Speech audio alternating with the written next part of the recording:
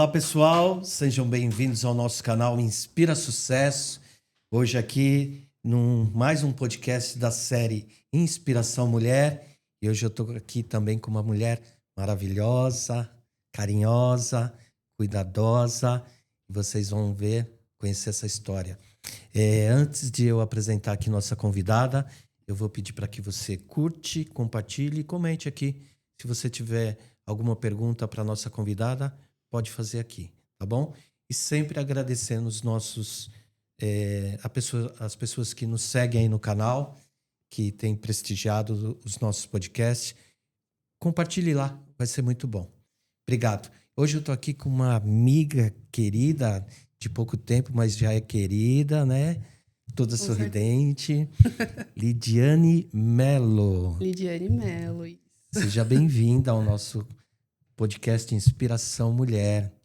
E quem é Lidiane Mello? Obrigada pelo convite. Quem sou eu, né? Tá nervosa? Um pouco nervosa. Sou um pouco tímida, mas daqui a pouco eu me solto. Então tá. Então, Lidiane, né? Eu me identifico principalmente como mãe. Eu sou mãe da Malu e do Pedro. Malu tem 7 anos. Malu, Pedro. Pedro, meu coração ali. O Pedro tem 13 anos, é um menino já tá do meu tamanho já. E eu tô agora, eu acho que eu me dei, quando você me conheceu, eu falei que eu era uma mulher em transformação, né? Então hoje eu sou uma mulher que tem sonhado muito, né? Já conquistei muita coisa. Mas eu quero mais, né? Não assim pensando em mais financeiramente, mas realizações, né? E acho que isso tem muito a ver, né? Com amor de Deus, de carinho, tudo isso. Legal. E profissionalmente, o que você faz? Eu sou obstetriz. Obstetriz. Isso. Explica pra mim que Vou contar.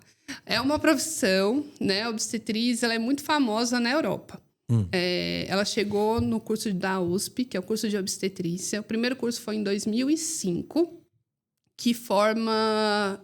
Na verdade, é a segunda versão, mas a versão que hoje que está disponível no mercado foi a partir do ano de 2005. Então, é um curso de formação direta de profissionais de saúde para trabalhar com saúde da mulher, focado principalmente no âmbito, né, de pré-natal, parto, pós-parto e os cuidados com os recém-nascidos também. Tá, posso tirar uma dúvida? Claro. Eu tinha a impressão que era médico obstetra que fazia isso. Também faz. Também faz, mas são profissões distintas, né? Então, nessa área, na atuação, vamos pensar no hospital que é mais tradicional, que o pessoal conhece mais. Então, tem o médico obstetra trabalhando, que vai ter o seu papel ali. Tem a obstetriz e também existe a enfermeira obstetra. A enfermeira obstetra faz o curso de enfermagem e uma pós em obstetrícia. O médico faz o curso de medicina e a residência em ginecologia e obstetrícia. E a obstetriz faz a formação direta. Então, a gente estuda por 5 anos, em período integral, para aprender muita coisa, assim. Então, a gente tem muita carga horária. Eu sou fã do curso, fui professora também da USP, né? Nesse curso fui por 2 anos lá como professora. Olha, não sabia, hein? E também fui professora da pós-graduação também de obstetrícia. Então, eu vejo muito... depende muito qual é o seu desejo para você escolher sua profissão. Então, todos têm seu lado positivo, seu lado negativo, né? Eu não me imaginava, quando eu fui escolher o curso, né, na faculdade, eu não imaginava que eu ia... Na verdade, não tinha vontade de nem ser médica, nem enfermeira. Eu vi o curso lá no manual da USP, falando sobre o curso de obstetrícia. Eu falei, gente, que coisa legal, quero fazer, me inscrevi. E não sabia direito o que era. E, sinceramente, acho que nem muito quem estava lá sabia, porque não tinha nenhuma turma formada quando eu entrei. Eu sou da 3ª turma do curso. Então, foi uma novidade que eu fui me descobrindo. E hoje, como profissional, por que esse amor pela profissão? Eu acho que desde o começo eu escolhi esse curso pensando em estar mais próxima da maternidade, conhecer mais sobre esse assunto, cuidar das pessoas. Isso foi minha primeira vocação, né?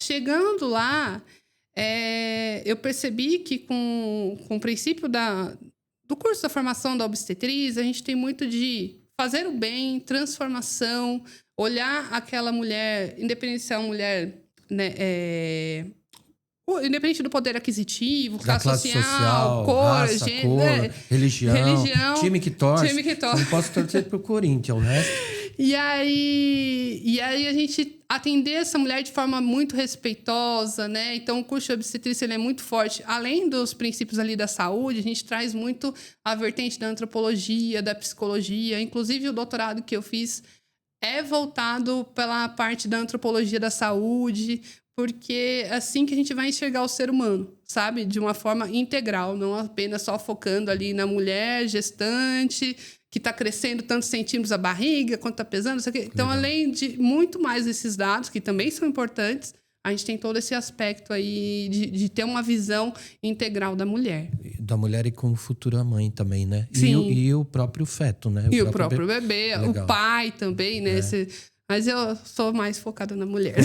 Mas ali todo mundo faz parte, né? Obrigado, foi um prazer te receber.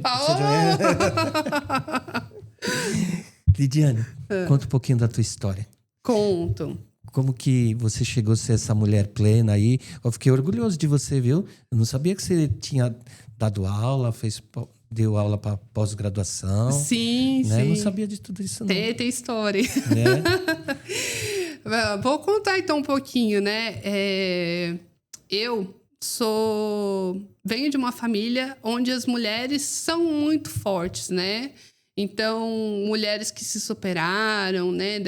Vou pensando na história das minhas avós, né? Então, as duas tiveram uma história de superação, né? De passaram dificuldades, às vezes, no casamento, mas conseguiram, né? Sempre com o apoio de Deus e da sua força, conseguiram passar por esse aspecto, se reinventar. Minha mãe veio dessa história aí também, né? Então, minha mãe sempre é uma mulher muito inteligente, muito trabalhadora, trabalha aí até hoje, né? Como é o nome da mamãe? Elaine. Um beijo pra ela. Um beijo. Beijo, mãe. Você é filha única? Sou filha única, por isso. Sou filha única. E aí, eu nasci num lar que era muito carinho, assim, tanto da mãe quanto do pai. Então, isso eu recebi bastante. A gente era eles eram um casal que eram muito amigos, né? E ao longo acho que como casal, eles se desentenderam e aí houve a separação. Quando eu tinha 15 anos, eu senti muita falta do meu pai. Você era adolescente? Era adolescente. E você era muito pegada ao seu pai? Era, bastante pegada com meu pai. Minha mãe morria de ciúmes. E como foi essa, ausência mesmo, né? Ou ele era presente? Ele foi muito presente até uma parte da minha vida. Uhum. Depois de um certo tempo, a gente se afastou. Mas mesmo assim, né, Lidiane? Uhum. Mesmo sendo presente, mas a distância de não estar ali junto no lar, de não estar todo dia, eu acho que faz uma diferença no adolescente, não faz? Faz. No adolescente, na criança, no adulto. Eu acho que faz. Hoje em dia, eu acredito muito nessa questão de ter a mulher, o homem ali no lar e tal. Então, isso é uma coisa que eu busco, né? De reconstruir meu lar dessa forma, porque eu acho que faz falta. Tá. E vamos lá, como adolescente, quais foram os seus maiores desafios lá? A separação foi um desafio. E como que você enfrentou tudo isso e chegou até ser essa mulher forte, determinada que você é hoje? Então, nessa época, aconteceu uma coisa muito bacana, né? Que eu sempre fui muito estudiosa, tá? Sempre gostei muito de estudar e eu acreditava que ali era a minha oportunidade de evoluir. Porque, né, querendo ou não, na época minha mãe trabalhava num escritório de contabilidade, meu pai tinha uma empresa, mas não era uma empresa que rendia dinheiro, era muito pouco, assim, a gente passava por uma classe média baixa, né? Uhum. E aí, assim, eu imaginava que para eu conseguir conquistar um bom emprego, né, eu teria que estudar e essa era a minha oportunidade. E aí, uma das coisas que eu busquei foi fazer a prova da ETEC, que era curso técnico, né? E aí, a primeira vez que eu prestei, tinha 14 anos, não consegui passar, estava muito ansiosa, tal, fiquei próximo, mas não consegui. Então, nesse tempo ainda seus pais estavam juntos, Estavam juntos. Com 14. Estavam juntos. E aí, eu lembro até Uma vez eu contei acho que para você, a primeira vez que eu quis prestar, eu pedi para pagarem minha inscrição e tal, e tava meu pai e minha mãe, e rolou uma treta nesse dia, porque meu pai falou, não adianta você prestar, porque isso é coisa para rico, você é pobre, você não vai passar. Então, a primeira vez que eu fui lá prestar, eu realmente não passei, tá? Você assimilou isso? Acho que sim, né? Então, bateu muita ansiedade e tudo, e foi a primeira vez que eu pisei para fazer uma prova de... É bem um estilo de vestibular. E aí eu fui, me matriculei numa escola pública, mas era uma escola melhor, né, tal. E aí apareceu um rapaz falando, tem um cursinho que ajuda vocês a entrarem e tal. E eu pedi para minha mãe me inscrever. Então, minha mãe bancou esse cursinho. Então, ela sempre me incentivou muito nisso, né? Então, ela bancou o cursinho para mim. Aí eu lembro que você ganhava uma bolsa de 50% se levasse uma cesta básica. Minha mãe foi lá, levou a cesta básica, ficou morrendo, ficou morrendo de dor nas costas depois. Bom, mas aí eu sei que... Sacrifícios de mãe, Sacrifícios de mãe, E aí, no meio disso, foi quando eles se separaram. E aí, no final desse ano, eu prestei novamente, né, a prova para entrar nessa escola. E aí, eu passei em 5º lugar. Então, eu tive uma ótima colocação. E foi uma oportunidade muito legal de estudar lá. Por quê? Porque eu estava perto de outros adolescentes, né, que também tinham esse mais perfil de ser mais estudioso, né? Então, de entender outras oportunidades. Então, pessoas que já tinham estudado na USP, não tinham estudado, né? Mas conheciam outros que estudavam na USP. Então, isso tornou um pouco mais possível. Então, só de eu entrar ali, abriu um leque na minha cabeça ali, né? Então, eu fiz o curso técnico de informática. É um curso muito bom, então me ensinou programação, lógica de programação e tal. E aí eu concluí esse curso. Só que uma das coisas que eu não podia fazer era errar na minha cabeça. Eu fui descobrir que eu posso errar faz 1 ano, viu, gente? Então é recente isso. Então, só vamos voltar ali aos 14. Tá. Você não pode porque você é pobre. Aí fala para aquela pessoa que te falou isso aquele dia, fala assim, eu posso porque eu quero e eu consegui e onde eu cheguei hoje. Né? É isso mesmo. E eu posso muito mais ainda, com certeza. Né? E acho que isso foi a primeira superação minha, sabe? De ter conseguido entrar lá e tal. E aí eu não segui nessa área, não sei. Acho que a minha vocação era obstetrícia mesmo. Até porque uma é exatas, outra é humanas. Outra humanas, Mas eu lembro quando eu fui apresentar meu TCC, que a gente tinha um TCC no curso, o programa lá, o sistema que eu fiz, deu pau. Então, eu fiquei traumatizada. Sério? E aí, depois, hoje em dia, conversando com outras pessoas que trabalham na TI... Você devia estar com o quê? 18, 19 já? Não, eu tinha 17 anos, era muito novinha. E hoje, eu conversando com o pessoal que trabalha com TI, eu falo, gente, isso é a coisa mais normal do mundo, dar pau no sistema.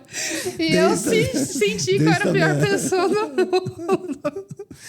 E aí, é isso, né? E aí, eu acabei... dessa decisão, eu entrei em obstetrícia na USP. Lá já com quantos? 19? Com 18. Com 18. Aí você fez. E de lá pra cá você tem trabalhado essa profissão, então? Sim, aí eu me formei. Aí, beleza, vamos seguir. Vamos seguir um pouquinho. Então, entrei com 18, quase 19 na USP, né? Comecei a fazer o curso. E lá na USP é muito interessante, não só a USP, mas como as maiores partes das universidades estaduais, federais, né? E algumas particulares, tem muita oportunidade de você ser bolsista de iniciação científica, projetos de cultura e extensão. Então, tudo que aparecia lá, eu fazia. Tudo que podia, eu tentava participar. Até porque eu tinha muito essa noção que se eu não fizesse, eu não ia ser uma boa aluna. Não vou mentir, gente. Eu não era a mais nerd do mundo. Eu tinha um problema muito grande de dormir na aula. Então, não vou ser hipócrita de falar que, nossa, não. Mas eu era uma boa aluna. Eu era dedicada, assim. Não vai dormir aqui. Não. Depois que eu cheguei na pós, aí parou. Mas na graduação, eu era aquela aluna. Então, eu fazia vários projetos de iniciação científica. Eu trabalhei como... O primeiro projeto foi... sobre síndrome alcoólica fetal. sobre Nossa. mulheres que ingerem bebida alcoólica durante a gravidez e o que pode causar, né, nos bebês. Trabalhei também, teve uma que era sobre esporte e alívio de estresse. Nossa, eu fiz um monte de pesquisa. E um dos projetos que foi muito bacana chama Projeto Rondon. Nossa, Já viu? Ele é bem famoso, esse Projeto Rondon. Ele é do Ministério da Defesa. Mas era lá atrás, né? Quantos anos? Até hoje. Tem até hoje? Tem até hoje. Porque é famoso, sim. Eu acho que quando eu fui pro Projeto Rondon, eu tinha 20 anos. 20, 21. Hoje você tá com 58. Hoje eu tenho 37. E aí, como que funciona esse projeto? Eu acho que é muito legal falar. O Ministério da Defesa oferece uma verba tem uma verba, na verdade, né, para trazer alunos de vários cursos e de várias universidades para alguma região carente. Naquele ano, eu fui para uma cidade que chamava Mulungu do Morro, na Bahia. Como? Mulungu do Morro. Que nome. Você nasceu onde? Mulungu do Morro. E quem nasce em Mulungu do... Eu não sei o que eles... Mas foi muito legal essa experiência. No meu grupo era eu de obstetriz e tinham minhas amigas que eram de Ciências da Atividade Física, era um curso de... Hoje em dia, se eu não me engano, virou Educação Física na USP. Tinha o pessoal de gerontologia também no meu grupo. E aí a gente ia desenvolver atividades com o pessoal de lá. Pessoal local. E aí o mais interessante também é que você acaba fazendo parte do exército. Então, a gente vai para uma base do exército, fica 2 dias, faz uma integração. Então, a gente tem que acordar com a alvorada. E usava uniforme também? Não, tinha uma camiseta só. Tá. Mas era uma versão do exército, assim, mais... Light. Mais light. Então, tinha os almoços temáticos, tinham festas, era coisa gostosa, assim. Você só não gostava de acordar com a alvorada, então. Alvorada, e banho gelado também, a gente ia tomar banho gelado. E aí, de lá dessa base do exército, a gente ia pra essa cidade, que a gente foi pra Mulungu. E o meu trabalho lá era para trabalhar sexualidade com os adolescentes e também prevenção do câncer de colo do útero com as mulheres. E aí, acho que as primeiras dificuldades que eu tive na minha vida profissional foi lá. Que, primeiro, como eu trabalho a sexualidade com os adolescentes, né? Eu tive muita dificuldade. A igreja bania o meu trabalho, eu não conseguia acessar os adolescentes. E aí, uma das estratégias que eu fiz, que eu achei que foi muito legal, foi fazer a oficina de sexualidade com os professores. Né? Então, conversar com os professores do ensino fundamental, do ensino médio, na verdade, né? Lá. E às vezes coisas que pareciam para mim que todo mundo sabe e tal. E os professores mesmo tinham muita vergonha e também não sabiam, sabe? Então, acho que foi uma coisa que eu deixei de sementinha de bem ali, foi ter conversado com os professores, né?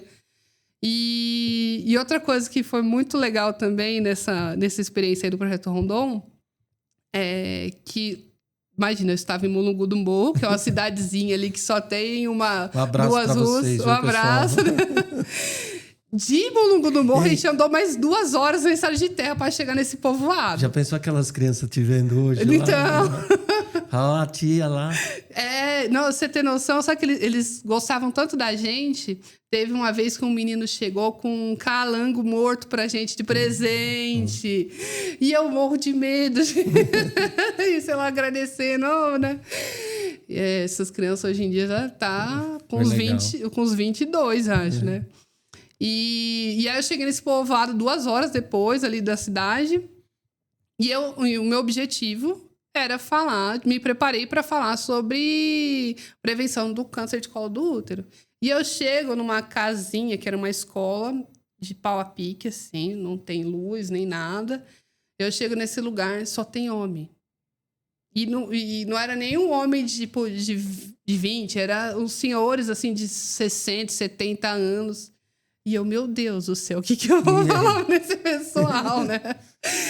E aí... Me mandaram no lugar errado, no lugar pessoal. errado. Tocaram a ficha. Mas era isso, porque qualquer coisa era um evento ali, só que, né, era muito meio do nada ali. Hoje em dia deve estar diferente, mas naquela época era um meio do nada, né? E aí eu lembro que a minha professora estava comigo, ela, não, calma aí, ela trabalha hoje em dia com psicodrama. Então ela começou, uniu as mãos daqueles homens, né? E aí começou falando sobre a mão, a união, a força e tal.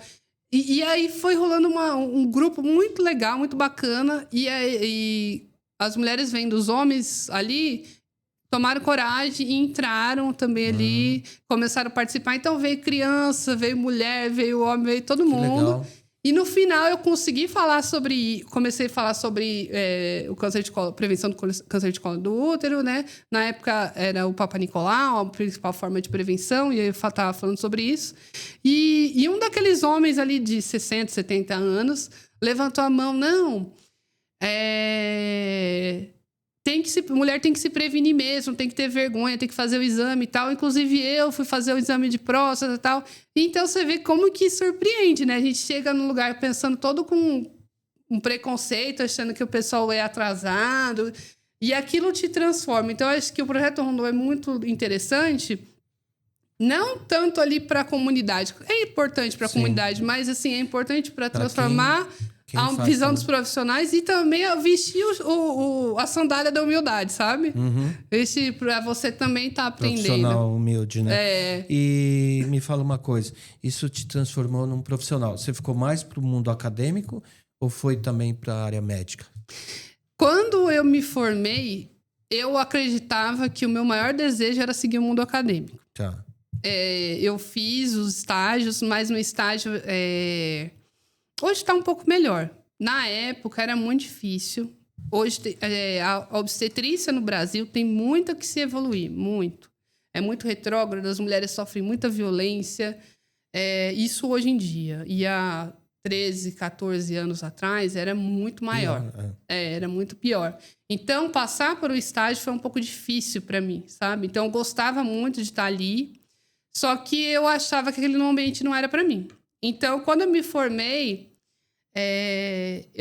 grávida. Eu já planejei a gravidez. Era meu sonho isso. Eu achava que meu marido na época não ia topar. Mas ele, não, vamos. Aí ele foi um doido que nem eu. Então a gente planejou. E aí, quando eu me formei, eu tava assim, com 5 meses de gravidez do Pedro, né? E... Aí eu tava fazendo... eu me formei, aí fui trabalhar como voluntária numa casa de parto, que chama Casa Ângela, e foi onde o Pedro nasceu. Casa Ângela é uma casa de parto. Hoje em dia ela tem parceria com a prefeitura. Funciona até hoje? Funciona até hoje, ele tem parceria com a prefeitura. Que região que é? É na Zona Sul, Jardim São Luís. Tá. E é uma experiência muito bacana de atendimento para as mulheres, assim, de qualidade. Ele é um serviço que ele é liderado por obstetrizes e enfermeiras obstetras. Então, na casa de parto, quem pode ter parto lá são mulheres gestantes de baixo risco, que passaram por toda uma prévia seleção e que entendem como que funciona aquele modelo. Tá. Então, lá o parto é natural. Então, você quer uma analgesia, você vai ter recursos de alívio fisiológico. Então, a banheira, o chuveiro, a massagem, que são coisas que ajudam muito. Muito, né? Sim, mas se você precisar de um recurso, por exemplo, de uma analgesia de parto ou alguma outra coisa mais... outro tipo de tecnologia mais complexa, a gente tem que transferir para o hospital. Tá. E aí o Pedro nasceu lá. E em paralelo, eu quase parindo, fazendo projetos de entrar no mundo acadêmico. Você foi a experiência sua lá, então, né? Você podia ter acesso a hospital e outras coisas, mas você quis ser lá? Não, lá para mim era a minha melhor opção na época, era ter lá. E hoje em dia eu considero que é a melhor opção para muitas mulheres. Tá. Assim, então, depende muito de qual momento de vida que você tá. Então, aquela era a minha melhor opção. E aí... acho que 2 semanas antes do Pedro nascer, eu fui conversar com o meu orientador, que tinha sido orientador das iniciações científicas desde a graduação. E falei, ele chama Ed, né? Eu falei, Ed, eu queria, né, entrar, fazer mestrado, ou, né? Aí ele, não, você tem um perfil, você consegue ir para o doutorado direto. A gente tem um programa aqui, na Escola de Enfermagem da USP, né? Então, como você passou por várias iniciações, né? Tem artigo publicado e tal, a gente pode tentar que você vá direto para o doutorado. E aí eu tava, acho que com 38 semanas, aí ele falou assim para mim, ó, a aula começa daqui um mês. Se você quiser, você já pode vir como aluno especial. Aluno especial, você faz o curso antes de estar matriculado, né? E aí eu falei, depende de quando nascer, eu venho. E aí nasceu com 40 semanas, e acho que com... Pedro tinha uns 13 dias, já voltei para estudar. Sério? Já voltei. E aí a história do parto do Pedro foi que levou a minha tese de doutorado. Olha que legal. Que ela chama Por um Parto Respeitoso. E como que foi a ideia, né? Da onde surgiu? Porque assim, o Pedro nasceu nessa casa de parto que eu falei, que foi um parto totalmente, né, mais natural, né? Então, entrei em trabalho de parto espontâneo, fui evoluindo lá de forma fisiológica. Só que no final do parto dele, hoje em dia, eu acho que o pessoal não toparia o que aconteceu, mas eu acho que foi uma sábia decisão, tanto minha quanto da parteira, que estava me assistindo na época, que eu admiro muito. Era a enfermeira, ela era enfermeira obstetra, Ana Carolina, maravilhosa. Manda um beijo pra ela. Beijo, Ana. Faz tempo que eu não te vejo, mas foi muito boa, foi muito sábia, assim, na decisão. O que aconteceu? Então, eu tava lá, né, em trabalho de parto, tava evoluindo tudo bem. Chegou um momento que ficou mais uma evolução de trabalho de parto mais morosa, que é normal, tudo tranquilo. Só que aconteceu, o Pedro começou a dar alguns sinais de não estar tão tranquilizador. Isso é através da gente ouvir a frequência cardíaca dele. Então, estava um pouco alterado e tal, mas estava muito perto de nascer. Já estava na fase do expulsivo e tal. E você estava com muita dor? Sim. Ou não? Sim. O parto em si, existe a dor. Não dá para falar que não existe. Mas é algo tolerável, entendeu? Então, ele dá uma pausa. Vem aquele pico, eu brinco como se fosse uma onda. Vem o pico da dor, aí depois você relaxa. Então, tem esses períodos de relaxamento. Então, a mulher consegue se recuperar, né? E aí começou a dar esses sinais, né? Que não estava legal. Só que o que eu pensei, e eu acredito que a Ana na época pensou... Eu pensei, é melhor nascer esse bebê aqui, porque aqui tem tudo para fazer reanimação, tudo do que... seria muito mais difícil fazer uma reanimação na ambulância ou chegar num hospital que não ia ter uma experiência tão bacana. Então, eu falei para ela, faz o que você tem que fazer... Tá tudo pronto? Eu só falava, tá tudo pronto? Ela, não, tá tudo pronto. Aí eu fazia força, senão... aí fazia força. E o menino nasceu. Na hora que nasceu, eu já imaginava aquela cena de levando ele pra reanimar, fazer aquela coisa. O menino nasceu e tudo bem. Nasceu, tava chorando, já veio pro meu colo, aí veio pro meu colo, eu... Sabe, você nem entendia muito bem o que tava acontecendo. Mas aí foi isso. E aí, dos recursos que ela usou... Nem tem evidência científica sobre isso mesmo, mas foi o que ela tinha na hora. E ela me deu um sprayzinho de ocitocina. A ocitocina é um hormônio que a gente produz, mas a gente usa também para estimular mais contrações. Então, ela queria que nascesse rápido e foi lá e deu esse sprayzinho. E quando eu contava pra galera, então tava todo mundo ouvindo essa história e falava, nossa, que legal que seu parto foi natural. Aí, na hora que eu contava que eu recebi esse sprayzinho... Pensava, nossa, que pena que não foi natural. Então, assim, parecia que o parto perdia o valor por causa daquele spray. E aí foi daí que surgiu uma ideia do doutorado, de estudar que parto é esse que essas pessoas estão buscando, né? Que tem um movimento que a gente chama movimento de humanização do parto, que busca essa transformação, né, do parto. Então, na época que o Pedro nasceu, isso foi em 2012. Então, tinha muito essa valorização. Nossa, o parto com analgesia não tem o mesmo valor que um parto totalmente natural em casa. Hoje em dia a gente já sabe que isso não tem nada a ver. Cada um depende do seu contexto. Você tá preocupado com a mamãe ali, com o bebê e com a vontade, o que é melhor na evidência científica, tudo, né? Então, o que importa é essa mulher ser respeitada. E a Malu chegou assim também? A Malu chegou de parto normal também, mas ela já foi nascer em hospital. Uhum. Também tive muita sorte. Só que no dela, eu optei por fazer analgesia de parto. Então, a princípio, a anestesista chegou pra mim. Tudo bem, você vai me apresentar? Eu, obrigada, mas eu não vou querer não, tá? Eu gosto de parto natural. Aí, na hora que pegou o negócio lá... aí eu volta, né?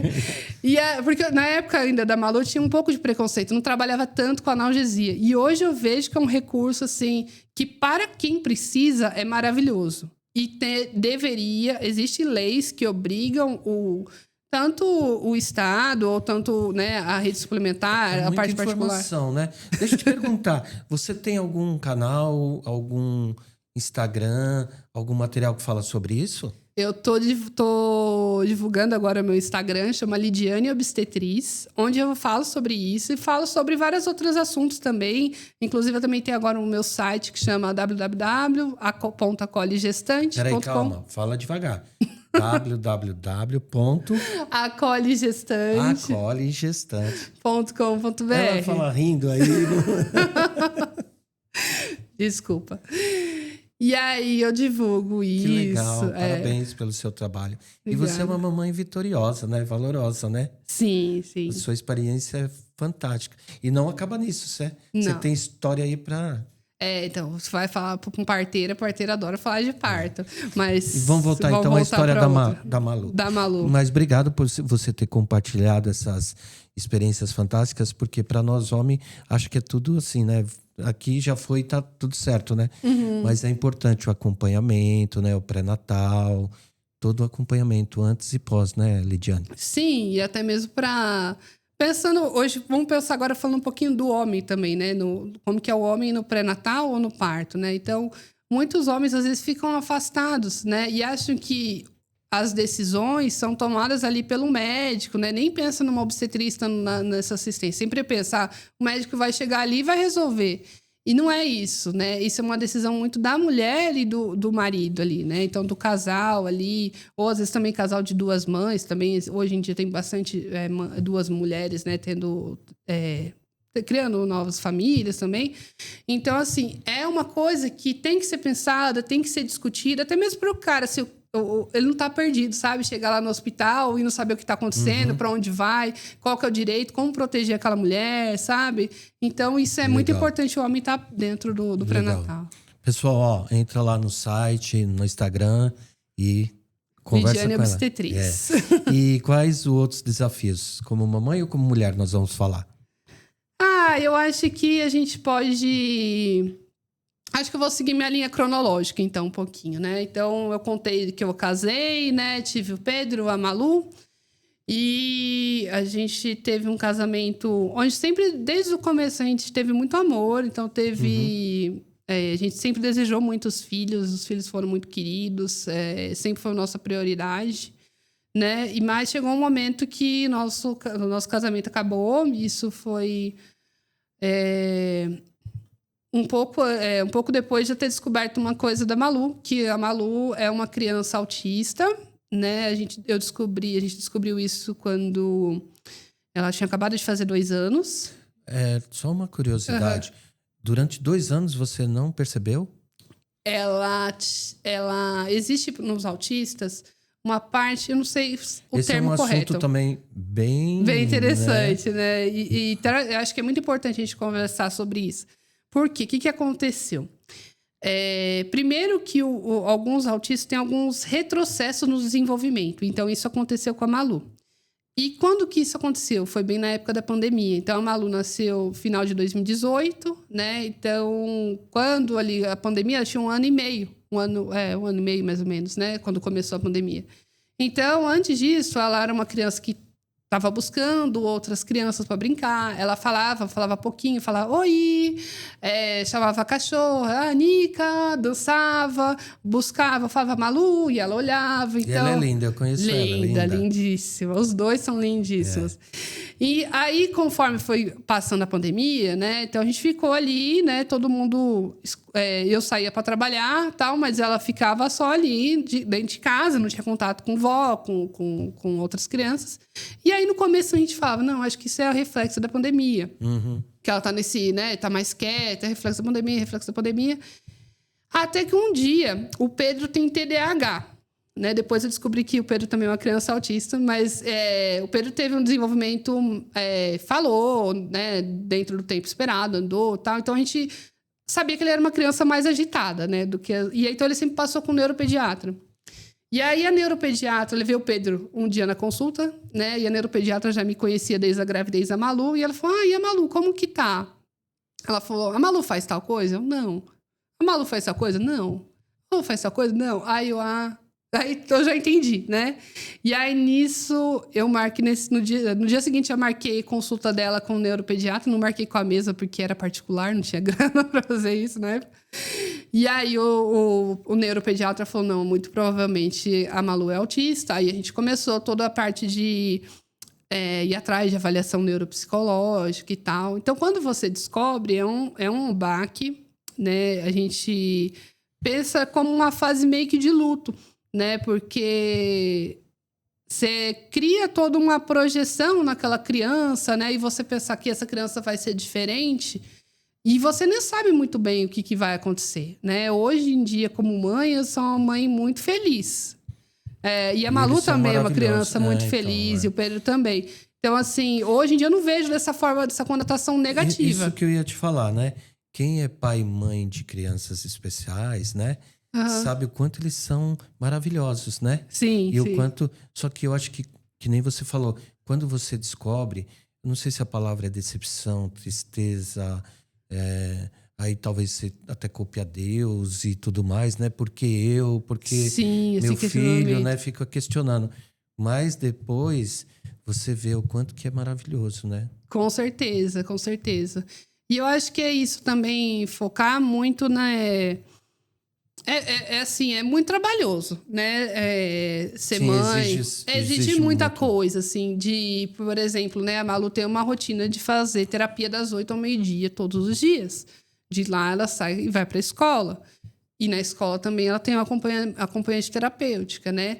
Então, além disso tudo, né, tem os médicos, tem muitas coisas que a gente precisa estar participando. Tem, né, outras terapias que a gente faz em casa, né? Então, é algo trabalhoso bastante, né? Mas é uma criança. Mas tem algo interessante, né? Eu vou chamar, se você concordar, não concordar em falar, se eu tô falando coisa certa. Você falou que ela estava tomando um remédio e mudou e isso fez muito bem para ela, não foi isso? Sim, sim. Tem isso também, não tem? Tem também. E acho que também é muito de organismo por organismo. Então, o médico, né, ou o psiquiatra infantil ou o neuropediatra, tem muito que ver. Não é uma verdade absoluta. Por exemplo, meu filho tomava o mesmo remédio que a Malu tomava e ele tem uma resposta muito boa. A Malu já não. Então, eu fui conversar com o neuropediatra, né? Então, eles mudaram. Então, agora a Malu está com outras medicações. E eu tenho notado uma melhora nisso. Tanto na comunicação, sabe? De estar mais calma. É dias e dias, né? Tem dia que ela tá brava. Hoje mesmo ela acordou, já tava de biquíni, queria ir pra piscina. E teve que ir pra terapia. Ontem também, não foi? A gente conversou, ela foi pra piscina. Já foi pra piscina. Então, assim, ela tem as responsabilidades dela. Então, tem as crises também. Porque é pessoa, é criança como qualquer outra. E se não bastasse todos esses desafios, veio mais um. Veio. Então, né, no meio disso tudo... Agora você ri, né? Agora eu rio, né? E no meio disso tudo, né, da separação, do tratamento da Malu como autista, né, de todas essas terapias, né, eu descobri que eu descobri um câncer de mama quando eu estava com 34 anos. Então, era uma coisa totalmente inesperada. Tanto é que esse rastreio que foi feito... Não tem nenhuma evidência científica, não é uma política nacional de saúde, rastrear câncer de mama em mulheres de 34 anos. Não era o perfil. E aí eu tinha ido... cedo, né? Pra mulher cedo. Muito cedo. Depois eu descobri que isso aconteceu porque tem uma mutação genética que chama síndrome do Li-Fraumeni, que aumenta as chances de eu ter câncer. Então, por isso que eu tive esse câncer tão nova. E você herdou daquelas mulheres fortes lá? Porque precisa ser forte para passar por tudo isso, hein, meu? Muito provável. Louco, hein, velho? Pois né? E aí, assim, né? Eu lembro... Acho que quando você me questionou um pouco da presença de Deus e tal, nessa época eu me identificava com ateia, né? E mesmo durante... Ateia que fica na teia? Ateia, vai. Não vou falar mal, não, porque era uma coisa que fez muito sentido pra mim. Eu sou ainda bastante racional e fez muito sentido por muito tempo na minha vida. Então, assim, quando... esse exame não era para eu ter feito, teoricamente, né? Eu tinha ido para uma viagem na praia. E aí dormiu na cama eu, a Malu e o Pedro. E eu fiquei morrendo de dor nas costas. Aí tinha uns exames para eu fazer. Eu falei, vou fazer esse da coluna. Aproveito e faço esse aí da mama, que tá aí parado faz uns 3 meses eu não faço. Uhum. E aí eu fui fazer esse ultrassom. E aí a médica falou, olha, deu uma alteração. E aí eu falei, é uma alteração que GO é ginecologista obstetra, né? GO dá conta ou tem que ser masto? Eu falei pra ela, falou masto. Aí eu já vi. E aí eu saí de lá, tava sozinha, né? Aí eu saí de lá, tava dirigindo. E aí eu comecei a chorar. Tava dirigindo, aí parei, que eu não conseguia mais. Então eu tava dentro do meu carro, estacionado numa ruazinha bem vazia, chorando. E nisso, veio uma mulher que tava saindo com o carro dela também da casa dela, e acho que ela viu aquela cena e parou. Então ela parou a vida dela ali pra falar comigo. E ela falou assim, tá tudo bem? Aí eu falei, olha, não tá tudo bem, mas vai ficar. E eu achei que aquela mulher foi uma enviada de Deus, assim, porque qual que era a probabilidade, né? Se eu estivesse ainda no meio da rua, né? Eu tava dentro do meu carro, com o vidro fechado, chorando, e ela me viu ali, naquela situação. Mas só de eu falar, não tá bem, mas vai ficar... E ela podia ter passado. Podia ter passado. E aquilo me fez bem, sabe? Porque eu reafirmei, vai ficar tudo bem. As palavras têm poder, né? Tem poder demais. E eu sempre acreditava que eu ia ficar bem mesmo. Eu tinha medo, meu maior medo era como que eu ia ficar, porque pensando, né, eu era uma mulher solteira de 34 anos, com toda a vida pela frente, né? Eu tinha acabado de fazer cirurgia plástica, então eu estava ali toda meninona, bonitona. E aí, de repente, do dia pra noite, né, eu vou perder o cabelo. Você tem, acho que tem fotos. Ah, verdade, tenho. Aí eu vou perder o cabelo, né? Aí aqui você ó, já tava sem cabelo. Aí eu já tinha perdido, já. Tem antes, não? Tem uma antes que eu tô no processo meio que de perder o cabelo. Deixa eu ver se eles encontram. E como que... essa aí, ó. Tá eu com a Maluzinha. Ó, loirona. A Malu, que linda. A linda. Quantos anos ela tinha aí? Ela tinha 4 anos. 4. E aí, assim... Então não faz muito tempo, né, Lite? Não. Eu tava careca, assim, faz 2 anos. E hoje o meu cabelo já tô cabeluda. Nossa, assim, viu? né? Tá lindona. E aí, assim, eu tinha medo de como que as coisas iam acontecer. Volta né? pra outra... Pode fechar essa aí. Aqui você já tava fazendo o processo de químio. Aí eu já tinha terminado as químios. Porque olha só que bacana que a evolução. Nem parece você, hein? Não, né? Hoje em dia, existe uma tecnologia que chama... acho que é Crio ou alguma coisa. Só essas 2 fotos, né? Só essas 2 fotos mesmo. Teoricamente, é colocar uma touca na cabeça que você resfria sua cabeça enquanto você está fazendo a quimioterapia. Então, meio que congela a sua cabeça, acho que é 0 graus que fica a sua cabeça. Para o quê? Conforme eles congelam aqui a cabeça, vai circula menos sangue, então menos quimioterápico passa aqui na cabeça. Então, aquela foto que eu tava com o cabelo ainda, eu já tava durante o processo da quimioterapia, mas eu ainda tinha cabelo. Então, aí foi caindo lentamente, né? Então, você mesmo que cortou? Não. Ou não? Eu fui no cabeleireiro. Aí foi caindo lentamente. Sim, mas você que... Depois eu quis cortar. Você que raspou, sei lá. Isso. Foi assim. Então, mesmo com a touca, eu tinha o cabelo. Só que caía muito. Então, aí, o princípio, o que me deram a ideia? Raspa aqui pra você ficar mais moderno e joga o cabelo pro lado. Que foi aquela foto lá. Então, aí eu fiz isso. Tava o cabelo moderno assim, joguei o cabelo e fiz o side cut, acho que chama, né? O nome do corte. Aí eu fiz isso. E quando eu tinha já terminado as químios, eu ainda tinha cabelo, mas tava muito feio. Tava só uns cabelinhos, tava uma cara de doente. Aí eu falei, eu vou raspar. E aí foi daquele dia lá, aquela foto que eu tô com o cabelo raspado. Então, achei que deu uma cara melhor, assim, pra não ficar com cara de doente. E aí, uma das coisas que eu acho muito bacana de falar desse processo da químio, né? Que eu não parei. Eu não deixei de trabalhar. Primeiro porque eu era autônoma, então também não podia parar. Tinha 2 filhos. Tinha 2 filhos e tal. Lógico que se eu realmente precisasse, né? Ia ter apoio dos amigos, dos familiares e tal.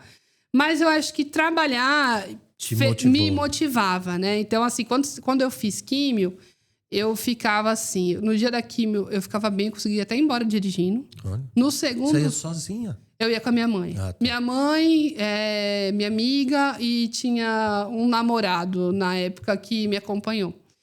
E aí eu voltava dirigindo, só que minha mãe não gosta muito de dirigir em São Paulo. E aí eu dormia o dia inteiro, eu falei, não, mãe, tô bem pra dirigir. Aí eu voltava e tal. Só que no terceiro dia era uma coisa que eu não conseguia levantar da cama. Sim, pra eu ir no banheiro, era falta de ar, fraqueza e tal. E aí eu ficava assim até o 8º dia. Depois do 8º dia, parecia que ligava um botão e eu voltava a ser normal. Tinha um pouquinho mais de fraqueza, assim, pra trabalhar, mas eu conseguia trabalhar. Trabalhava de noite e tal, normal. Eu trabalhava uns 10 dias, aí já era o dia de novo da químio. Esse processo demorou quanto tempo? Foi de dezembro a abril. De dezembro de? Dezembro de 2023 a abril de 2024. Faz Os um 2 ano. anos. Não, 24. Ah, um ano. Não, Um desculpa. ano, 2022 a 2023, tá. desculpa. Aí, 2 anos. São 2 anos, Tá. tá?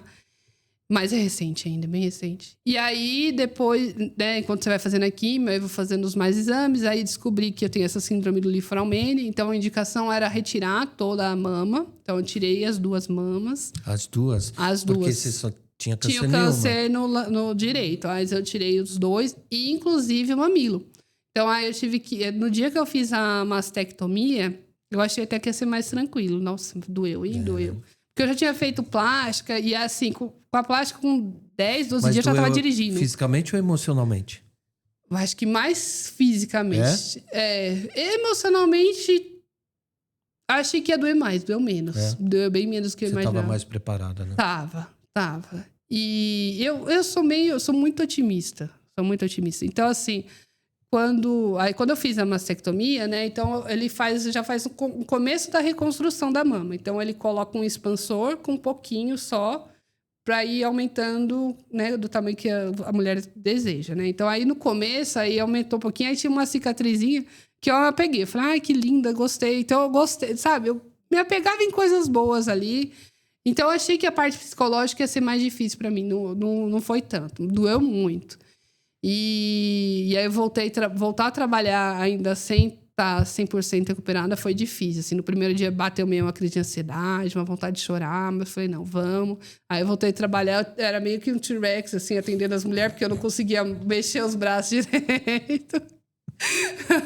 Era meio esquisito, mas deu pra trabalhar. Somos. Foi. E aí eu voltei. Mas que bom que passou tudo isso, né? Passou. Que bom. E aí eu fui fazendo acho que eu fiz mais 3 cirurgias para reconstrução. Aumentei. Aí você aumenta um pouquinho, aumenta um pouco mais, que eu queria o peito grande. O médico falou, eu quero, acho que foi 700 ml, silicone, eu lembro. Aí eu quero, e o bom que ele topou, foi um médico muito bom que estava comigo. Isso é uma coisa que é bem legal falar, gente. A gente dá um destaque muito grande para os médicos, né, que trabalham com oncologia, e tem que dar, que eles são maravilhosos, salvaram minha vida. Né? Então, eu tive 2 mastologistas, tive cirurgião plástico, tenho minha médica que é oncogenética, e sigo com oncologia até hoje, assim, que salvaram minha vida. Como que é? Você tem que continuar até? Eu continuo. A cada 3 meses eu passo com o oncologista, tomo medicação todo dia até hoje. E a oncogenética a cada 6 meses também, para acompanhar os exames e tal, né? E fora os outros médicos. Mas, assim, quando a gente faz tratamento de câncer, eles envolvem um grupo multiprofissional. Então, assim, eu passava com a nutricionista, toda vez que eu ia fazer químio, eu passava com a nutricionista, porque muda muito essa questão, não só de enjoo, isso eu não sofri com enjoo, mas a boca machuca, o sabor da comida muda, então você precisa muito desse apoio. A psicóloga, então eu já passava com psicóloga, passava com a minha psicóloga e a psicóloga do hospital. Eu fiz tratamento no Sírio-Libanês. Aí eu passava com a psicóloga, com a nutricionista e com a minha enfermeira, que era a enfermeira Gabi também, que cuidou muito de mim. Então a Gabi se preocupava com todos os aspectos. Como que estava a minha vida, né? Desenvolveu a Gabi. A vida também psicológica, se eu estava conseguindo aderir aos tratamentos ou não, os exames. Então, é todo um grupo, né? Então, os médicos têm um valor muito importante, mas, assim, sem esse grupo, eles também não são nada, assim, sabe? Então, toda a equipe de enfermagem, todo mundo da equipe multiprofissional, foi muito apoio maravilhoso. E eu tô aqui, viva. Ó, lê aquilo pra mim. que tá escrito ali?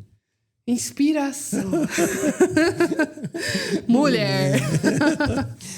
É a própria inspiração. É a própria inspiração, E me fala, você continua ateia ainda ou não? Não. Não?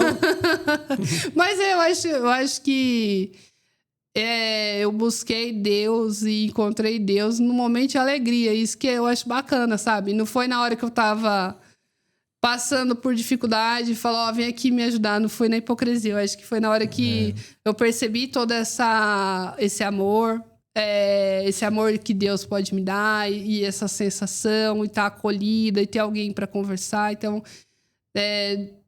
hoje ele me acompanha nos momentos difíceis, mas nos momentos bons. E ele chegou na minha vida num momento bom. Isso é bem importante. As pessoas falam assim, eu venho pelo amor, eu venho pela dor, né?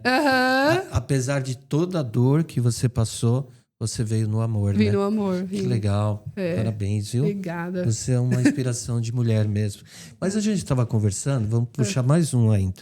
A gente estava falando do seu trabalho hoje, dos seus projetos, dos seus sonhos. Você tem algumas coisas? Eu queria também te perguntar aquela questão da criança, dos cuidados e tal. Me fala um pouquinho desse seu trabalho e do resultado desse trabalho. Boa. Então, eu vou fechar aqui a parte profissional, né? Então, eu fui pro... beleza. Né? Então, eu só fechando, né? Então, eu fiz a tese de doutorado. E aí, no meio desse processo, meu professor falou, precisa ser uma obstetriz completa, você precisa ir trabalhar. Aí, eu fui trabalhar. Então, eu entrei trabalhando no SUS. Tinha dia que a gente fazia 4 partos por dia. Sério? Então, Caramba. assim... era muito parto. Então, eu já estive presente, né? A gente não... Como parteira, a gente não se fala, eu fiz o parto. Mas, teoricamente, a gente é responsável por toda a assistência e tal, mas a gente acredita que o parto é da mulher. Então, a gente não usa esse termo de fazer o parto. Então, eu estive presente em mais de 1000 partos. E aí, eu tive toda essa experiência no SUS e, hoje em dia, eu estou mais na rede privada, né? Então, as mulheres me contratam, tanto para fazer o pré-natal ou para acompanhar o parto delas. E aí, eu vou... atendo nas maiores maternidades aqui de São Paulo, toda a rede Santa Joana, Promatre, São Luís Star, no Einstein. Então, elas me contratam, né? E aí, o mundo ideal é quando ela contrata uma médica, uma doula e uma obstetriz, né? E uma neonatologista. Aí fica o mundo ideal, assim. Então, é toda uma equipe, a equipe toda, né? Mas também eu atendo, às vezes, se a mulher só quer a minha presença, a gente vai com o pessoal do plantão e tal. Depende muito de qual a condição financeira, o que aquela mulher pretende. Também eu atendo. Então, hoje em dia, eu abri a empresa Acolhe Gestante, né? Acolhe Gestante, né? Então aí no meu site também tem o Instagram, Acolhe Gestante, mas acho que é mais fácil vocês me encontrarem pelo meu Instagram, que é o Lidiane Obstetriz. A gente vai colocar aqui embaixo. Boa. Certinho. Lidiane Obstetriz. E hoje, né, eu tô atuando dessa forma. Fiz parcerias com médicas também para poder fazer parte da minha empresa e a gente conseguir atender tanto a parte pré-natal quanto obstetriz, quanto médica. Mas algo que eu estou em busca muito, até mesmo por conta de estar buscando uma vida, sonhando com uma vida um pouco mais leve, mais presente na vida dos meus filhos, tanto da Malu quanto do Pedro, eu percebi que eu também posso trabalhar e levar muitas coisas boas para mulheres do mundo inteiro, né? De forma online. Através hoje da internet, você através da consegue internet, isso, né? Levar seu conhecimento e multiplicar isso, né? Sim, isso eu percebi fazendo o atendimento de mulheres que descobriam que estavam grávidas e aí elas ficam meio perdidas. Então, quer fazer exame, vai para pronto-socorro, busca uma resposta e não encontra essa resposta. Então, quando eu faço um atendimento que chama acolhimento do pré-natal. E aí, nesse acolhimento pré-natal, aí eu entendo o caso, oriento e tal. Então, já é um início, né? E isso é uma coisa que eu posso atender para o Brasil todo. E isso é uma coisa que eu estou investindo. E hoje em dia, eu pensei no quê, né? Tem muitos cursos, né? Que a gente pode ajudar a levar isso também para as outras mulheres, né? Que não estão aqui em São Paulo e tudo. E um dos primeiros assuntos que eu achei muito importante... é a questão dos primeiros socorros com o bebê. Porque isso é pós, né, nascimento. Ainda você dá aquela, não vou dizer consultoria ou mentoria, mas assistência pós, né? Porque o teu trabalho terminava aqui no parto, né? Terminava no parto. Hoje você estende esse trabalho. Isso, porque eu vejo que dá muito para contribuir. E é uma coisa que a gente pode pensar na preparação, né? De mulheres gestantes ou pais, né? Que estão ali nesse processo, já se preparar para o nascimento do bebê, né? E também ou mães que agora de bebês, né? Pais, cuidadores, possam fazer esse curso. Aí eu tô lançando o curso chama Bebê Protegido. Ele vai ser lançado agora dia 8 de setembro. Aê, Bebê sucesso, protegido. né? E aí eu trouxe essa frase, né? Se seu bebê parasse de respirar, você saberia o que fazer? Então, muita gente não sabe. E Você trouxe um dado importante, né? isso, então, teve um estudo, né, que avaliou os óbitos das crianças de 2009 a 2019 no Brasil. E nesse período de 10 anos morreram 2.148 crianças no Brasil por engasgos. Então, mortes que poderiam ser prevenidas, né, com atitudes de prevenção e também poderia não ter acontecido se a pessoa soubesse dar os primeiros socorros. E aí eu foquei em bebês de até 1 ano, por quê? Porque 72% dessas crianças que morreram desse número eram crianças menores de 1 ano.